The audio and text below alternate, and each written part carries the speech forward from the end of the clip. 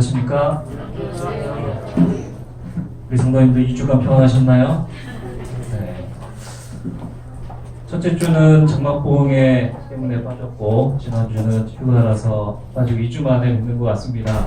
반가우신가요? 네. 대답은 하는데 표정은 그렇게 반가워지진 않습니다. 그래도 반가움이라 믿고 제가 기쁜 마음으로 생각하도록 하겠습니다.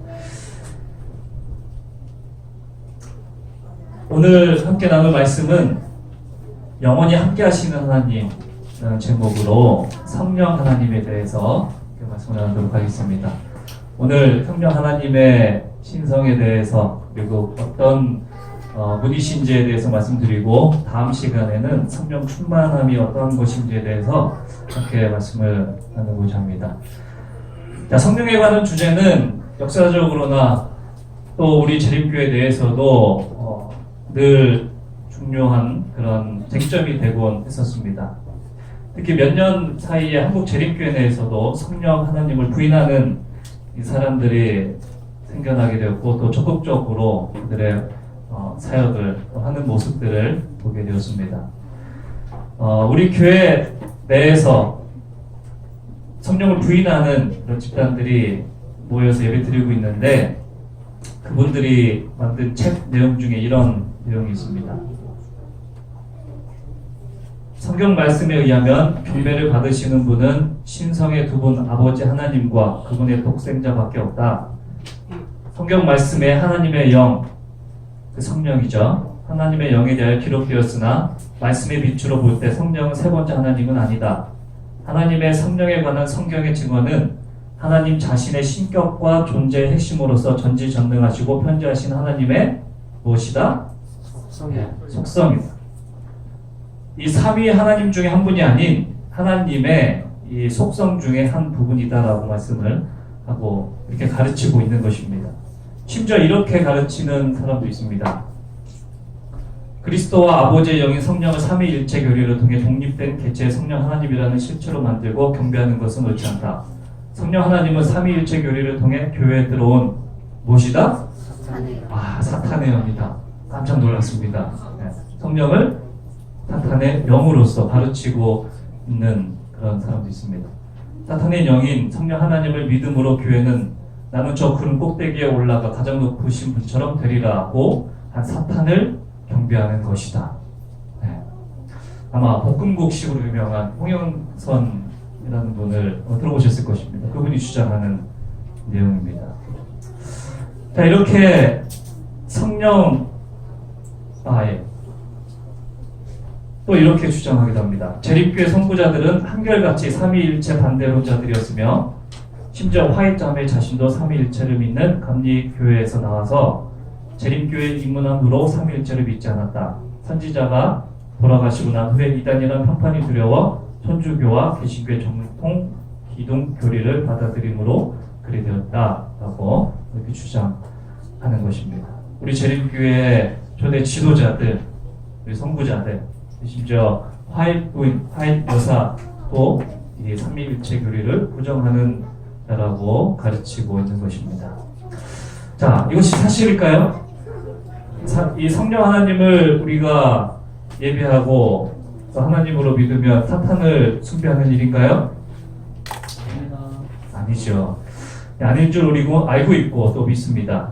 그러면 왜 이처럼 이 성령 하나님에 대한 오해가 많을까?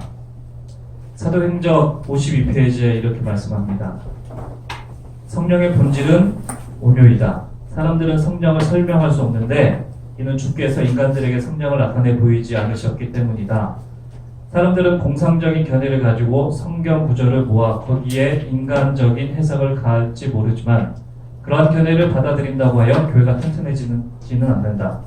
인간이 이해하기에는 너무나 깊은 이런 오묘에 관하여는 침묵이 큽니다. 성령의 본질이 너무너무 심오하고 깊고 또 오묘한 그런 분이시기 때문에 우리가 그 성령 하나님에 대하여 이해하고자 하는 그런 모든 것들이 때로는 우리들에게 성령 하나님에 대하여 오류를 잘못된 생각을 가질 수 있다는 것입니다.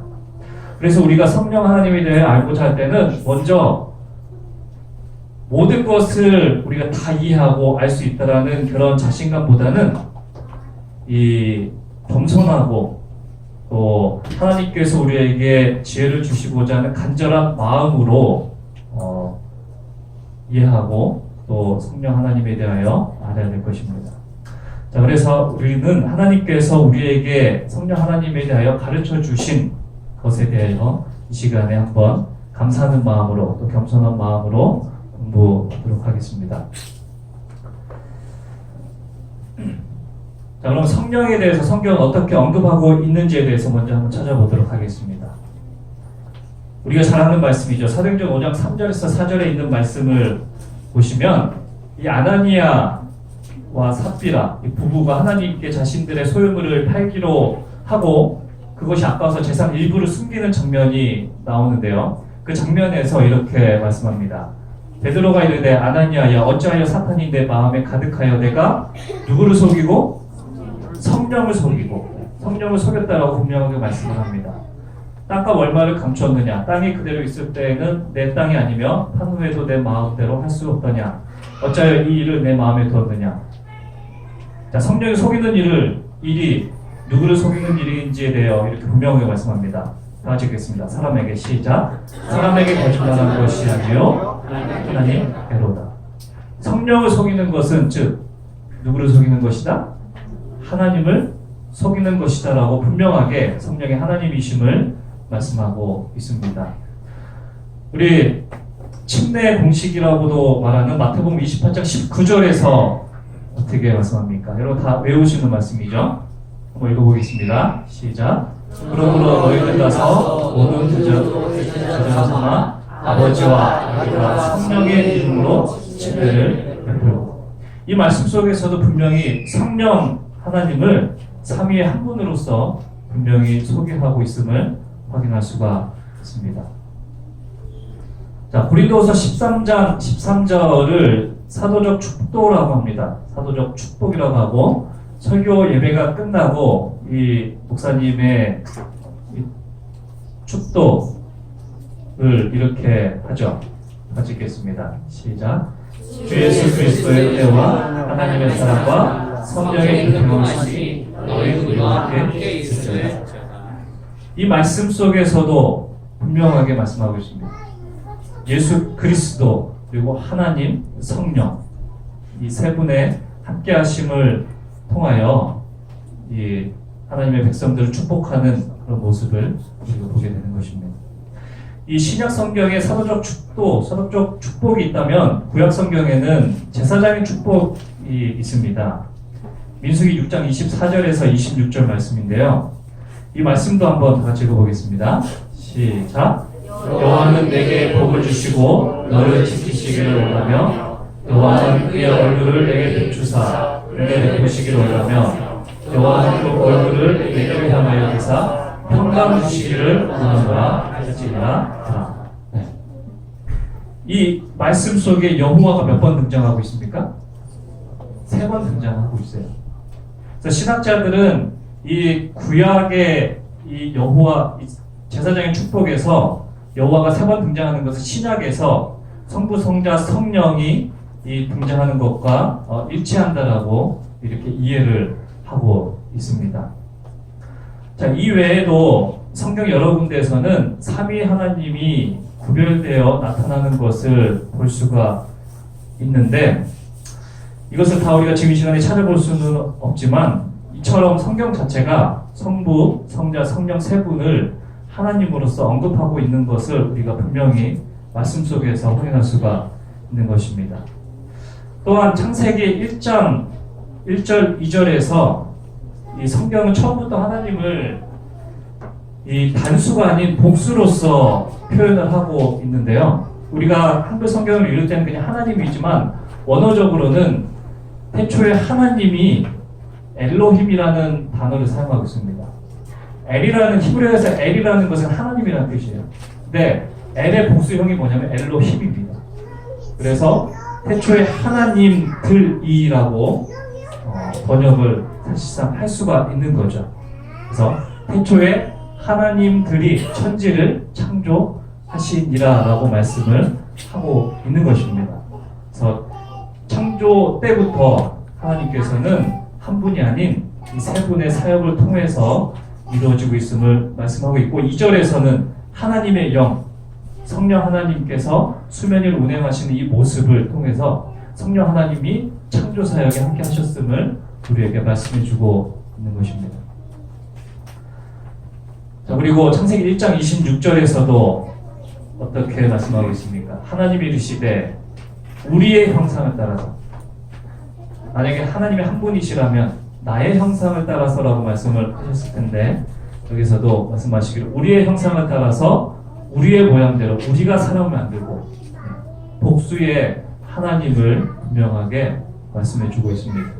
이런 장면은 여러 군데서도 등장을 하고 있습니다. 창세기 3장 22절에서도 여호와 하나님이 이르시되 보라 이 사람이 선악을 아는 일에 우리 중 하나같이 되었으니, 여기서도 똑같이 복수로서 사용하고 있습니다.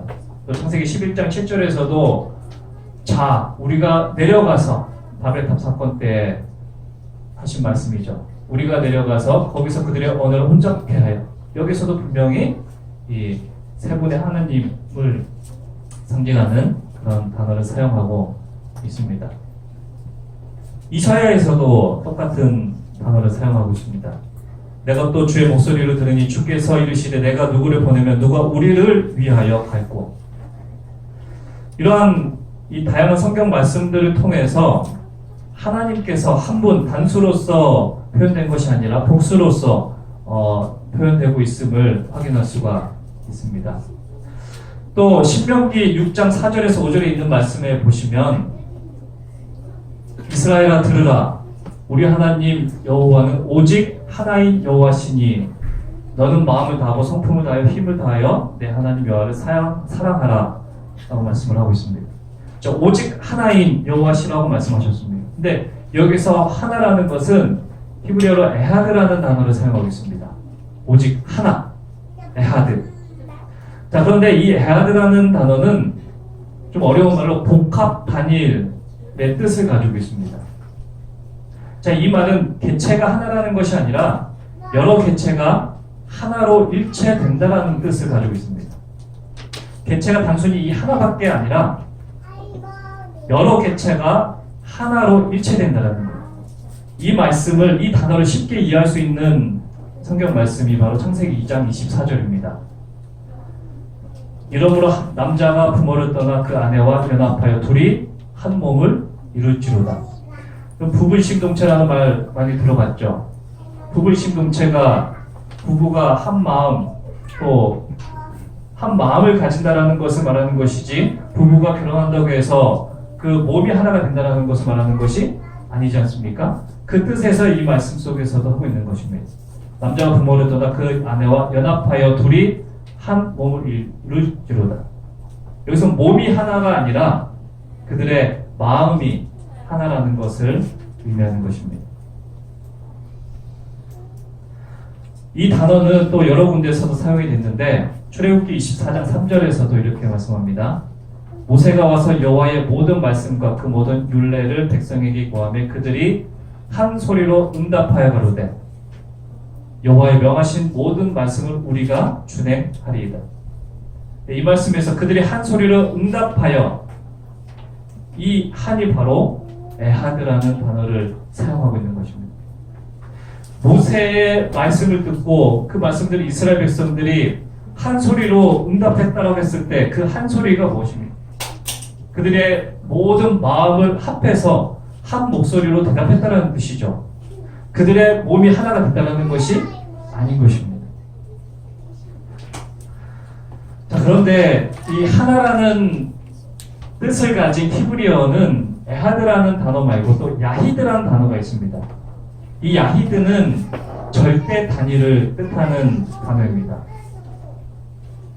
사사기 11장 34절에서 입다가 미스바에 돌아와 자기 집에 이를 때에 그 딸이 소고를 잡고 춤추며 나와서 영접하니 그의 무남 동녀라. 무남 동녀. 오직 한 자녀, 딸 하나밖에 없는 그 단어에 대하여 야히드라는 단어를 쓰고 있죠. 무남 동녀면 아들도 없고 딸이 둘도 아니고 셋도 아니고 오직 하나밖에 없는 그 상태를 말하는 것입니다. 이때 하나를 쓸 때는 에하드가 아닌 야히드라는 단어를 사용을 했다는 것입니다.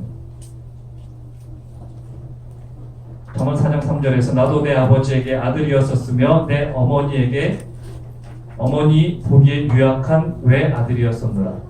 그래서 외아들, 하나밖에 없는 아들을 사용할 때도 야히드라는 단어를 사용을 하고 있는 것입니다. 자, 이처럼 야히드는 하나밖에 없는 절대 단위를 가리키는 단어입니다. 그러나 삼위 하나님이 하나라는 것을 가리킬 때는 절대 하나를 가리키는 야히드가 아닌 에하드를 가리키고 있다는 것입니다. 삼위일체, 삼위 하나님을 말씀할 때는 야히드가 아닌 에하드, 개체가 하나밖에 없는 하나님이 아닌 개체가 세 분이 있고 그 세 분이 그들의 목적과 생각과 이 모든 마음에 있어서 하나인 이 에하드를 사용하고 있는 것입니다. 이외에도 우리 성경에는 이 성령이 하나님의 어떤 신적 능력을 말하는 것이 아닌 이 삼위 하나님 중에 한 분인 신성을 가지신 분임을 말씀하는 여러 말씀들이 있지만 이 시간에 그것을 다 언급할 수가 없습니다.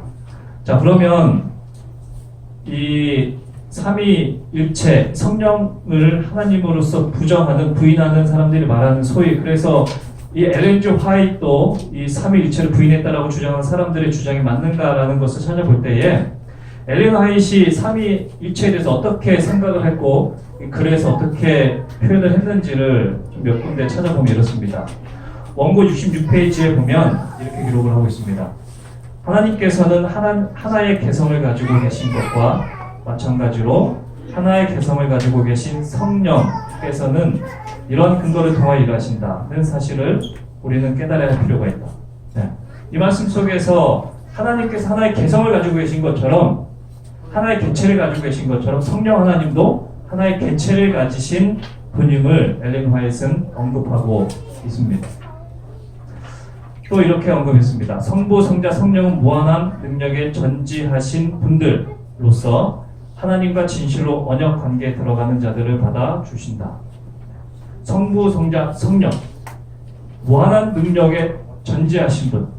하나님의 속성이 몇 가지 어떤 게 있습니까? 전능하시고 전지하시고 또 편지하신 이런 신적 능력을 이 성령 하나님도 가지고 있음을 엘렌 화이트는 분명하게 기록하고 있습니다. 또 이렇게 기록하고 있습니다. 영원 지존하신 삼위일체 곧 하나님과 그리스도와 성령께서는 제자들을 인간을 초월한 힘으로 무장시켜 저들과 함께 사업을 이루기 위하여 전진하시며 세상 사람들로 죄를 깨닫게 하실 것이다. 삼위일체에 대하여 분명하게 언급을 하고 있습니다. 자, 마지막으로 하나만 더 보도록 하겠습니다. 긴 내용이라 좀 보기 어렵지만 그래도 읽어보도록 하겠습니다. 복음전도 617페이지에 있는 말씀입니다. 하나님 아버지께서는 신성의 모든 충만하심을 간직한 분이시며 인간의 눈에 보이지 않으신 분이시다. 아들 하나님은 신성의 모든 충만하심을 나타내신 분이시다. 하나님의 말씀은 그분을 그 본체의 형상이라고 선포하고 있다. 그리스도께서는 하늘로 올라가신 후에 보내주시겠다고 약속하신 보혜사는 신성의 모든 충만하심을 가진 성령이며 그리스도를 개인의 구주로 받아들이고 믿는 모든 사람들에게 거룩한 은혜의 능력을 나타내 주시는 분이시다. 하늘에는 이와 같이 살아계신 세 분이 계시며 하늘에는 이와 같이 살아계신 세 분, 세 하나님이 계시며 위대한 능력을 가진 세 분, 곧 아버지와 아들과 성령의 이름으로 그리스도를 산 믿음으로 받아들이는 자들이 침례를 받게 되며 그 능력은 그리스도 안에서 새 생애를 살고자 노력하고 있는 양순한 하나님의 자녀들과 협력하게 될 것이다. 이렇게 엘렌 화이트도 분명하게 삼위일체에 대하여 세 분의 하나님에 대하여 분명하게 언급하고 있음을 우리가 엘렌 화이트의 여러 글들을 통해서 확인할 수가 있습니다. 성령은 삼위 하나님 중에 한 분이십니다. 어떠한 능력이나 어떠한 속성이 아닌 삼위 하나님 중에 한 분임을 우리는 분명하게 알 수가 있는 것입니다. 우리가 성령을 하나님을 이해하고 믿는 것과 그렇지 않고 하나님의 능력, 단순한 그런 이 속성, 감화력, 영향력 이러한 것으로 받아들이는 것은 우리 믿음 생활에 큰 차이가 있을 수가 있습니다. 왜냐하면 이 성령 하나님은 분명히 창조 때부터 아까 말씀드렸던 창세기 1장 1절과 2절에서 이 창조 사역에 분명하게 참여하셨던 하나님, 그리고 이 성경 말씀을 이렇게 연구하다 보면은 이 성령 하나님은 분명히 이 예수 그리스도의 탄생과 또 그분의 침례 받으심, 그리고 그분의 십자가, 그리고 그분의 부활하심의 모든 이 구속사적인 이 사건 속에 함께하심을 확인할 수가 있습니다. 그런데 우리가 이 부분을 생각하지 않고 단순히 이 성령을 하나님의 속성, 영향력, 감화력 이런 것으로만 생각한다면 우리의 신앙생활 속에서 이 성령을 하나님이 아닌 단순히 어떤 능력, 우리들의 삶 속에서 기적을 베푸시는 그런 어떤 힘, 영향력 이런 것만 간구하게 된다는 것입니다. 그래서 우리가 반드시 기억해야 될 것은 이 성령 하나님은 분명히 세 분의 하나님 중에 한 분이시고 분명한 개체를 가지신 한 분이심을 우리가 이 시간에 분명히 기억해야 될 것입니다. 자, 예수님의 이름에는 여러 가지의 이름이 있죠. 예수님도 하나의 이름이고 임마누엘이라는 이름도 있으시고 그리스도라는 이름도 있으시고 인자라는 이름도 있습니다. 이러한 예수님의 이름을 통해서 예수님의 사역을 우리가 이해할 수가 있는데, 마찬가지로 성령도 성령 하나님 이름이 하나밖에 있는 것이 아닙니다. 성경에 보면은 이런 다양한 이 하나님의 성령 하나님의 이름들이 있어요. 생명의 성령, 창조의 영, 진리의 성령, 사랑의 성령, 자유케 하는 성령, 그리고 보혜사, 이러한 다양한 성령의 이름들이 있습니다. 이런 성령의 이름들을 통해서 우리는 성령의 사역들을 이해할 수가 있는데, 이 시간에는 첫 번째부터 다섯 번째는 제외하고요, 여섯 번째 보혜사라는 이름을 통하여 이 성령께서 어떠한 사역을 하시는지 한번 이 시간에 나누도록 하겠습니다. 요한복음 14장 16절에 이렇게 말씀합니다. 다 같이 읽어보겠습니다. 시작. 내가 아버지께 구하겠으니 그가 또 다른 보혜사를 너희에게 주사 영원토록 너희와 함께 있게 하시리라.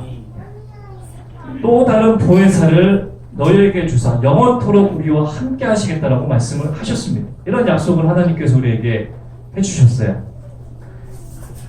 요한복음 14장 26절에는 또 이렇게 말씀합니다. 읽겠습니다. 시작. 보혜사 곧 아버지께서 내 이름으로 보내실 성령, 그가 너희에게 모든 것을 가르치시고 내가 너희에게 말한 모든 것을 생각나게 하시리라. 보혜사는 무엇입니까? 곧 성령이죠. 그 성령의 또 다른 이름이 보혜사인 거예요. 그 보혜사이신 성령이 무엇을 하신다고요? 너에게 모든 것을 가르치시고 너에게 말한 모든 것을 생각나게 하시겠다라고 말씀하셨습니다. 이것은 다음 시간에 성령 충만에 대해서 연구할 때에 다시 한번 말씀드리겠습니다. 자, 요한복음 15장 26절 같이 읽겠습니다. 시작. 내가 아버지께로서 너에게 보낼 보혜사 곧 아버지께로서 나오시는 진리의 성령이 오실 때 그가 나를 증거하실 것이요. 여기에서 더 분명하게 말씀을 하고 있죠. 보혜사 곧 누구십니까? 진리의 성령. 이 말씀 속에서도 우리가 성령 하나님은 삼위 중에 한 분이시라는 것과 또 성령의 다른 이름이 보혜사라는 것을 알 수가 있습니다. 자, 그런데 이 보혜사, 계속해서 읽었던 이 보혜사라는 헬라어는 파라클레토스라는 단어예요.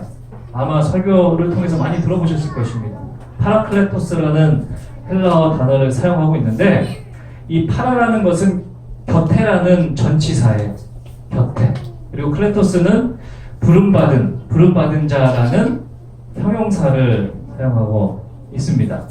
그래서 이 단어를 이 원어대로 풀어서 해석하면 이러한 뜻을 가지고 있습니다. 곁에 와서 돕도록 부름을 받은 자. 그러니까 보혜사는 무슨 뜻이라고요? 곁에 와서 뭐 하도록? 돕도록 부름을 받은 자. 우리 곁에 와서 우리를 돕기 위하여 함께 하신 그 하나님이 바로 보혜사고 성령이시고, 이 단어는 또 변호자, 위로자, 상담자, 대변자 이렇게 다양하게 해석이 되고 있습니다. 여러분, 우리 곁에 와서 우리를 위해서 변호하시고 외로울 때 위로해 주시고, 또 우리가 상담이 필요할 때 상담해 주시고, 또 우리가 억울할 때 우리를 대변해 주시는 분, 그래서 우리의 필요에 따라서 우리 곁에 와서 우리를 돕도록 부르시는 분, 이분이 바로 성령 하나님이시라는 거예요. 여러분, 이 성령 하나님의 이름 속에서도 우리가 얼마나 많은 위로를 받습니까? 그렇지 않습니까? 자, 그런데 로마서 8장 26절에서 이렇게 말씀합니다. 이와 같이 성령도 우리 연약함을 뭐 하신다고요? 도우신다. 성령 하나님, 우리의 연약함을 도우시는 하나님이세요. 우리가 마땅히 빌바를 알지 못하나 오직 성령이 말할 수 없는 탄식으로 우리를 위하여 친히 간구하신다. 우리가 아닌 우리를 위하여 성령 하나님께서 간구하신다라고 말씀하고 있는 것입니다. 네, 여러분, 여기에서 보면 자꾸 이 헬라 원어를 써서 죄송한데, 이 헬라 원어 속에는 우리가 더 깊이 이해할 수 있는, 우리에게 더 많은 은혜를 주는 이 의미가 있기 때문에 굳이 이렇게 원어를 사용해서 말씀을 드리는 것입니다. 자, 돕는다, 우리의 연약함을 도우신다라고 했을 때 돕는다라는 이 단어는 좀 어려운데요. 슈난틸람바노마이라는 헬러입니다. 이것은 복합 단어예요. 여러 가지 단어가 섞인, 즉 뭐냐면 뭐뭐와 함께 혹은 누구와 더불어라는 뜻을 가진 쉰이라는 단어와 반대편이라는 뜻을 가진 엔티라는 단어와 무엇을 잡는다라고 하는 의미를 가지고 있는 람바노마이라는 이 세 단어가 합쳐진 이 단어예요. 그래서 이 단어를 합쳤을 때 우리에게 말씀해주고 있는 이 도우신다라는 이 단어에, 우리 한국말로는 도우신다라는 단어로 번역이 됐지만 원어적인 의미로는 이런 의미가 있는 거예요. 서로 마주보며 함께 붙들다. 그냥 단순히 도우는 것이 아닙니다. 성령 하나님 단순히 우리의 곁에 와서 돕는 것이 아니라 우리가 가진 그 짐, 우리 속담에 그런 속담이 있죠. 배치장도 맞들면 낫다. 그 가벼운 것이라도 서로 맞들면 도움이 된다는 거잖아요. 바로 그런 의미가 여기 있는 것입니다. 우리가 가진 인생의 고단함, 또 절망, 때로는 우리를 힘겹게 만드는 고통. 지난주에 주아를 데리고 병원에 가서 치료받을 게 있어서 갔는데, 연세 세브란스를 갔는데, 병원만 가면 얼마나 마음이 아픈지. 저희 아이들은 정말 데려온 것이 민망할 정도로 얼마나 아픈 아이들이 많습니까? 그래서 치료받으면서 고통에 울부짖는 그 아이들을 보면서 한편으로는 감사하고 또 그들을 생각할 때가 너무나 마음이 아팠어요. 이런 질병으로 인한 아픔들, 또 말 못할 고민들, 내 어깨에 짊어지고 있는 정말 가족들의 어떤 이 많은 짐들, 우리가 가지고 있는 이런 것들을 성령 하나님께서는 그냥 도우시는 것이 아니라 어떻게 하고 계신다고요? 우리와 함께 마주서서 우리가 가진 짐들을 맞들고 서 있다는 것입니다. 이것이 성령 하나님이 하시는 일이에요. 우리 여기 저 어제 들어보니까 한국에 와서 첫 안식일이라고 들었습니다. 우리 선교사님들. 저도 이제 학원에 함께 일했었기 때문에 이 선생님들 처음 한국에 와서 이 가르치고 또 문화와 모든 것이 다른 학생들을 대하는 이런 모든 것들을 직접 겪어야 때 많은 어려움들이 있을 거예요. 지금 한국 사람들이 드리는 예배에 처음 온 거잖아요, 그죠? 낯선 외국 땅에 와서 처음 통역 있는 건 아니고. 근데 앞으로 펼쳐질 일들은 더 많아요. 힘들어하는 선생님들도 많이 보고, 그래서 되돌아가는 그런 선교사님들도 많이 봤습니다.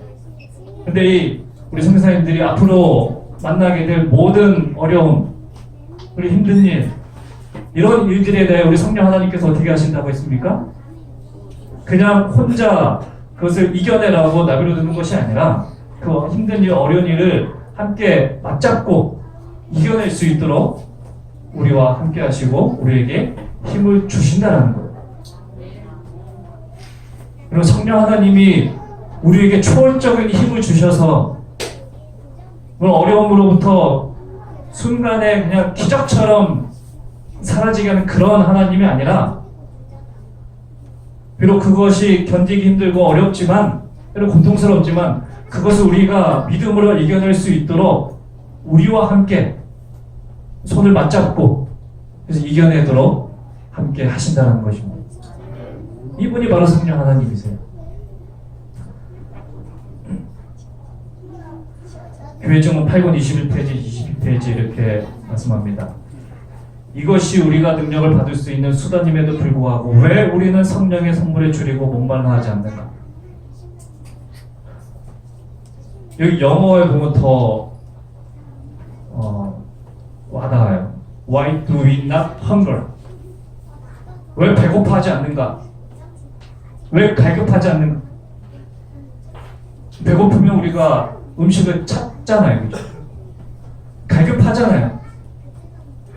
근데 왜 우리는 성령 하나님, 우리 곁에 와서 우리가 가진 모든 이 짐을 맞들어 주시고 우리에게 힘과 용기를 주시기 위하여 준비하고 계신 그 하나님을 왜 우리는 갈구하지 않는가라는 것. 이것이 우리가 능력을 받을 수 있는 수단임에도 불구하고 왜 우리는 성령의 선물을 줄이고 목말라 하지 않는가? 왜 우리는 그것에 대하여 말하고 그것을 위해 기도하고 그것에 관해 설교하지 않는가? 주께서는 부모가 자식에게 좋은 선물을 주는 것 이상으로 우리에게 성령을 주고자 하신다. 부모가 자식에게 좋은 선물을 주는 것 이상으로 우리에게 성령을 주고자 하신다. 성령의 침례를 위하여 모든 교역자는 하나님께 탄원해야 한다. 탄원해. 간청해. 간구해.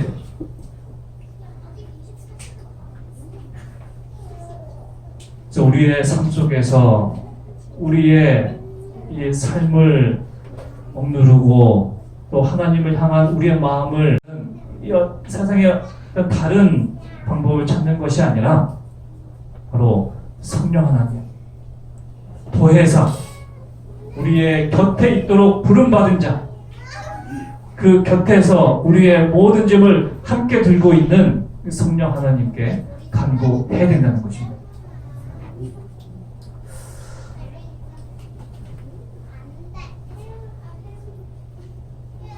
우리 보혜사 성령 하나님은 하나님의 능력도 아니고 하나님의 어떤 영향력도 아니고 바로 삼위 하나님 한 분이라는 사실을 기억하시기 바랍니다.